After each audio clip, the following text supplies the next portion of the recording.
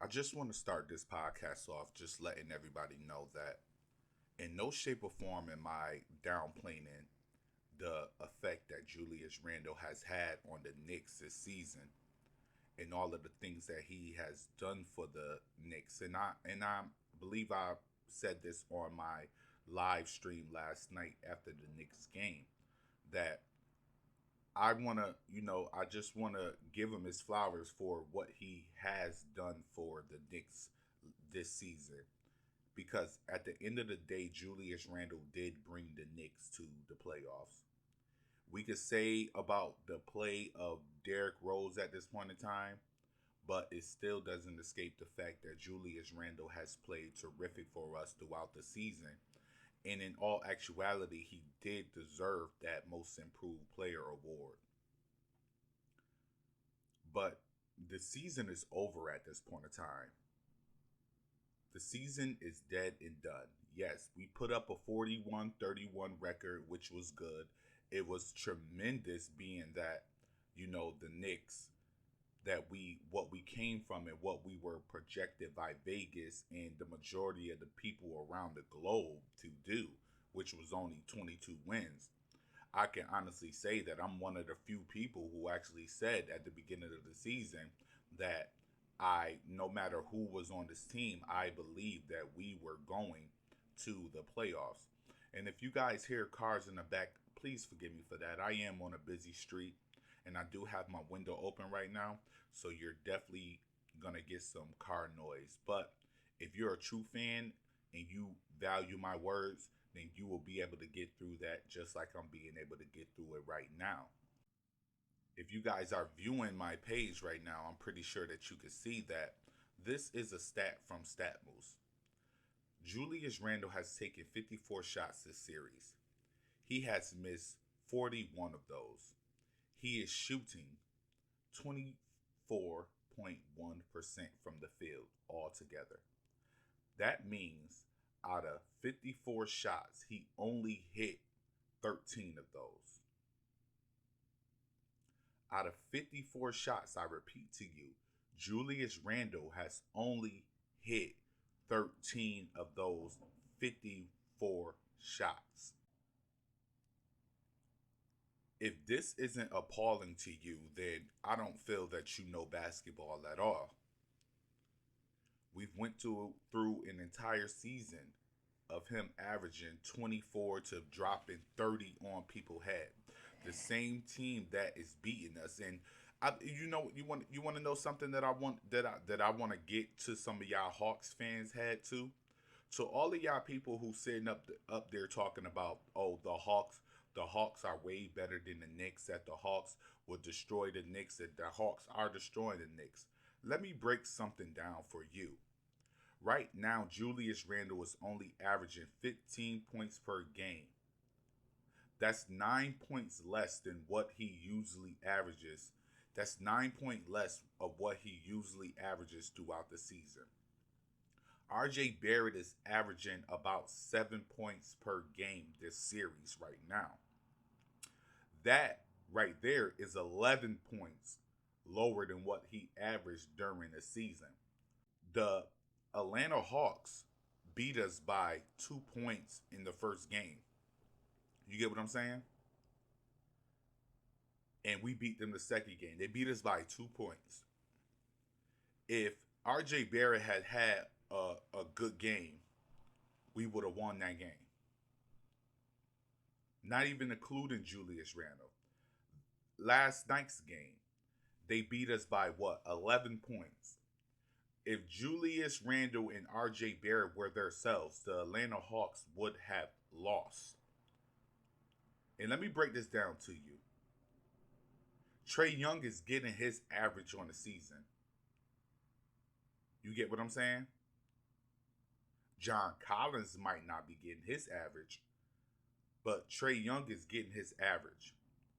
And not to mention that by for the for the for the offense that John Collins was giving you, now you have DeAndre Hunter giving you those numbers. You have Bogdanovich giving you more numbers. You have Gallinari giving you more numbers. So don't sit up here and bring that Atlanta crap, because they got other players stepping up besides John Collins. And don't forget that John Collins was scoring last night also. He put up double figures. But what I'm trying to get to your attention is, if Julius Randle and RJ Barrett were at the peak in performance that they usually are at, the Knicks would be on a 3-0 run for the series. Our top gun is not scoring.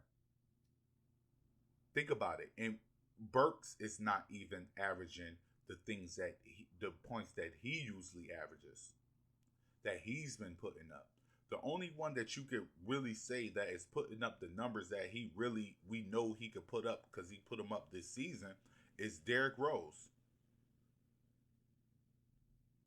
So for you people who to sit up here and say, like, the Knicks never had a chance when the Atlanta Hawks only won by 11 and only won by 2, when our top two guns are not playing as efficiently as they are supposed to be playing, everything that you say to me, I just look the other way and be like, yo, you don't know basketball. That's all I'm going to think when you say these things to me. You don't know basketball. Because if you knew basketball, you knew, like, well, if RJ Barrett is playing terrible, Julius Randle is playing terrible, Burks is playing terrible, shoot, but the whole Atlanta Hawks is playing good, that means the Knicks really do got a chance, because once these guys play good, they'll be right there on the same level as the Atlanta Hawks. Yes, we would be. But unfortunately, right now, Julius Randle and RJ Barrett is not playing as efficient and effective as they usually have played this season. And I know we could all blame it on the playoff jitters. We could all blame it on the change in the defense, that the way the coverage is that they are playing. But even me, as a regular person who is not a basketball player, who didn't go to college for basketball, who didn't get recruited, no nothing. I guess I played basketball in high school, but I didn't get recruited. That doesn't make me mad, but I'm just giving you a sense of where I'm trying to come from.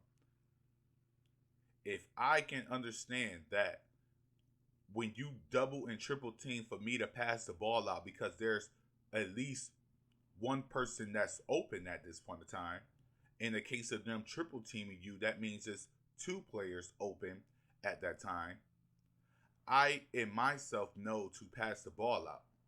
What we've continued to see from Julius Randle is him drive into double and triple teams, and he's lost with the ball, holding the ball for 10 seconds. Another thing that gets me, when the Knicks are down, they seem to walk nonchalantly up the court like it's mad time still on the clock and they're up 15. That's not something that you could do. What we are not seeing from the Knicks is a sense of urgency.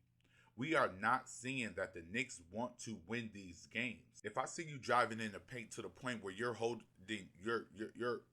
you're causing shot clock violations, or you're not able to pass out to the open man, or you're not passing out to the open man, then I have every right, and the fans do have every right to comment on that. Because what they're seeing from you, you made us believe in you. You the one that said that you worked on your game in the offseason. So by people getting mad that fans are mad at Julius Randle because he's not playing the way that he projected to us that he would play, that you can't, come on now. How could you do that to a fan who's placed a faith inside of a player? Going off of dreams here. We going off of what he sold us. He opened the store up. We didn't come to the store. We saw a store open, went in, saw what was nice, and we picked something out. He opened the store up. He gave us the ammunition to believe that we had a big chance in winning this series against the Atlanta Hawks. So for other people to get mad that people are criticizing Julius Randle's play, you are in the wrong. Because at the end of the day, what are we supposed to do? We supposed to laugh and grin like, oh, Julius Randle played good, when in all actuality, he didn't? So I just want to know, what does Julius Randle plan to do? Because it seems like every opportunity and every option that he's taken so far has not worked for him. It seems like at this point in time, Julius Randle does not know what he wants to do. He's not aware of the pass. He's not aware of the double team. It seems like he's driving purposely into the paint to these players to where he's bottled up and he has nowhere else to go. RJ Barrett, what are you going to do? Another thing that I said about RJ Barrett this season, if you go down my Twitter feed, you can see it. I said that RJ Barrett doesn't get as much calls as he's been getting, but the thing about it is he's not even in this series, he's not even driving to the paint enough to get a call. How you supposed to get a call if you're not continuously driving to the paint? Okay, your three-point shot is not working. Drive to the paint. What are you doing? It seems like the Knicks are scared outside of Rose, and let's just say this. It seems that Julius Randle and RJ Barrett are scared to go to the basket.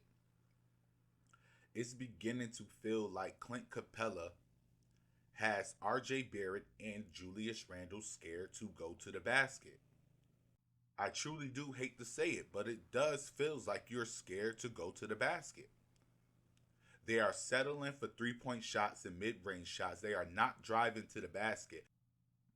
RJ Barrett is so off key that he's airballing shots that he usually makes through the season. Neither one of them are driving into the paint to be able to get the foul. Neither one of them are driving in the paint to even be able to get the basket. Neither one of them are showing us any awareness that they even want to go into the paint. All I see is a bunch of pull-up, mid-range, and pull-up threes. These dudes are not doing anything that great stars and leaders do.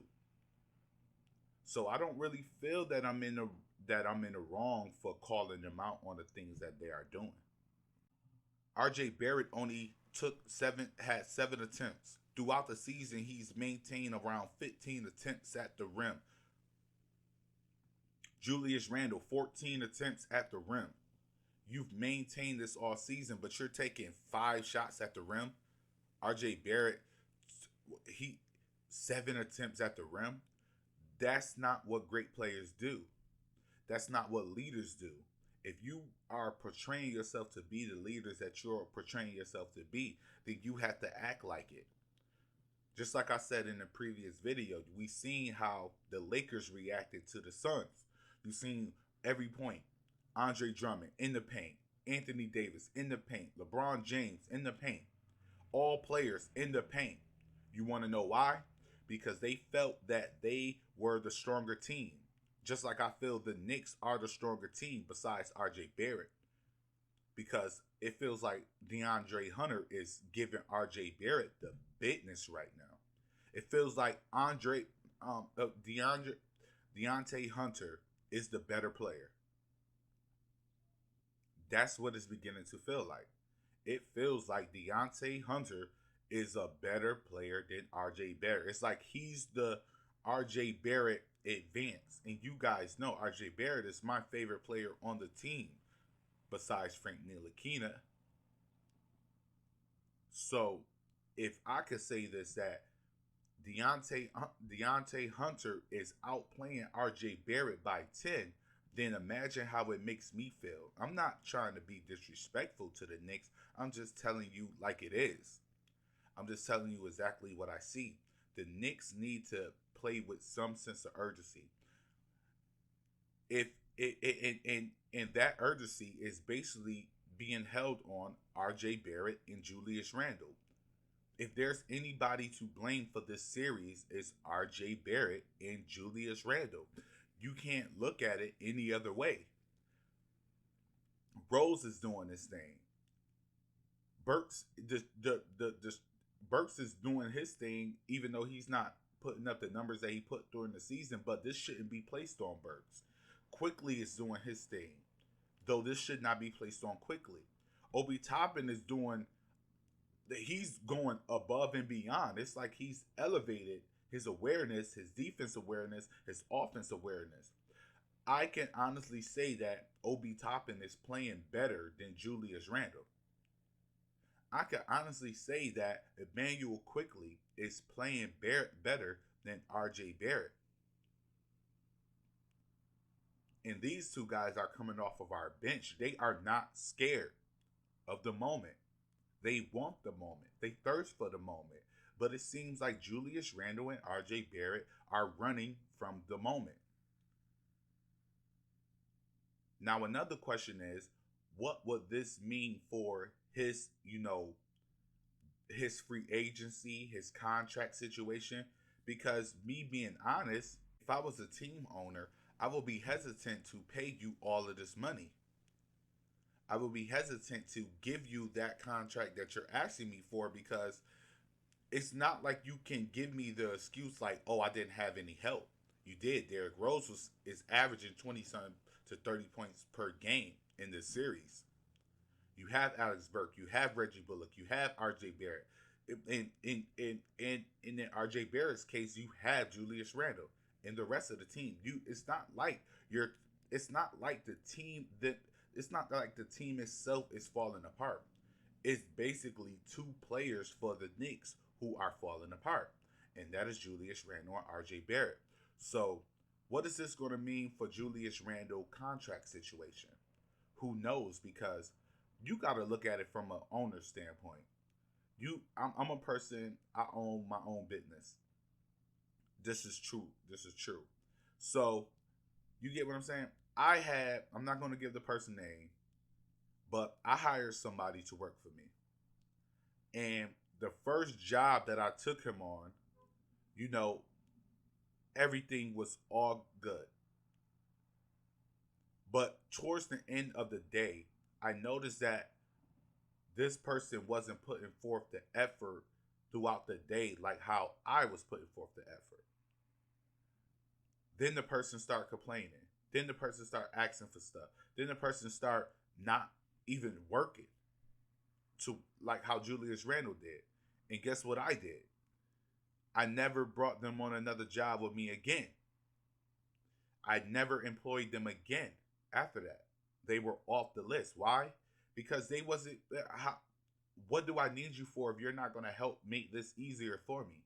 So you got to look at it from an owner's perspective. Why would I give you this big contract if when it gets to the detrimental point, this is not just for us to make to the. I'm not giving you this money for us just to make the playoffs. I'm giving you this money with the aspiration for a championship.